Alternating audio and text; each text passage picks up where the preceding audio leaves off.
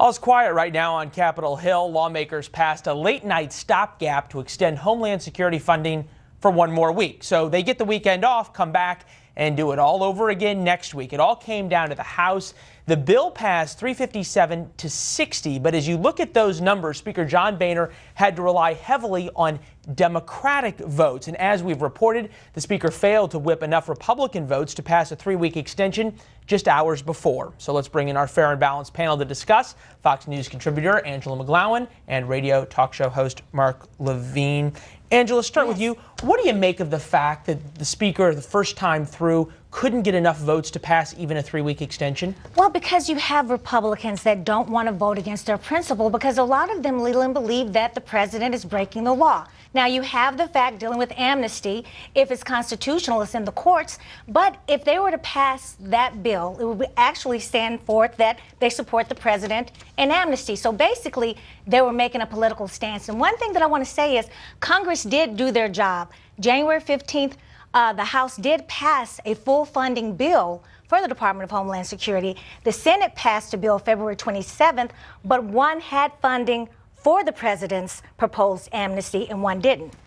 Mark, are the Democrats sort of gleefully watching this as the Republicans infight and then going, we're just going to sit back and watch it all unfold? You know, the majority of Democrats, the vast majority, just want to govern the country. And frankly, I think John Boehner does as well. But the majority of Republicans do not. They want to play political games. Angela said you can say it was a majority, a 50 statement. or 60 within the caucus. Well, 52. 52. It wasn't just the 50 that didn't vote for last night's bill. There was even more that didn't vote for the 3-week extension. John Boehner does not have enough in his caucus to rule without using the Democrats because, again, you have these Republicans on the far right, Tea Party, playing politics. They'd rather destroy Obama. And here's the thing. We need terrorist funding. We need Transportation Security Administration Secret funding. Service.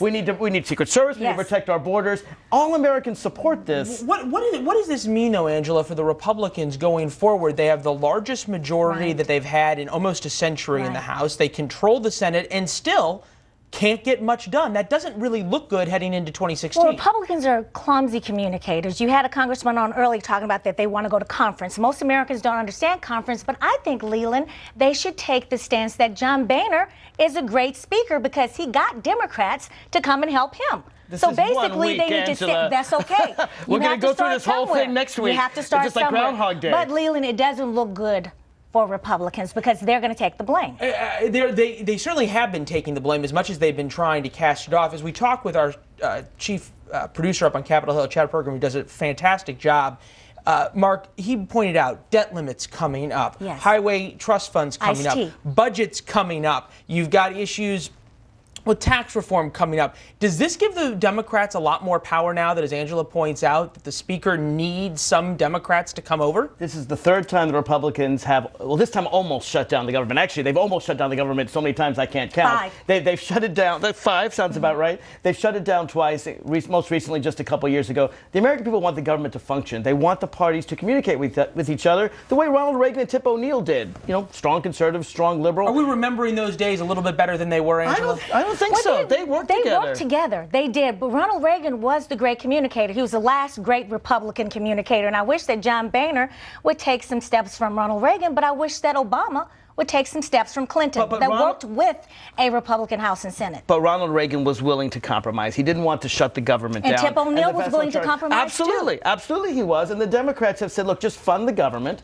In terms of immigration reform, we could have comprehensive immigration reform. How many times has President Obama invited the Republicans to put forward a bill? That's a whole debate. We don't have time. Well, hopefully they'll have the bourbon conference, you know, the bourbon. We'll see if there's any bourbon that averts everything for next week. You never know. The Senate's doing its job. Mitch McConnell's doing his job. We'll see if everyone does or if we're right back here next week for a day of deja vu. Angela, Mark, appreciate your guys' time. Thank you. Thank you, Leland. Uma?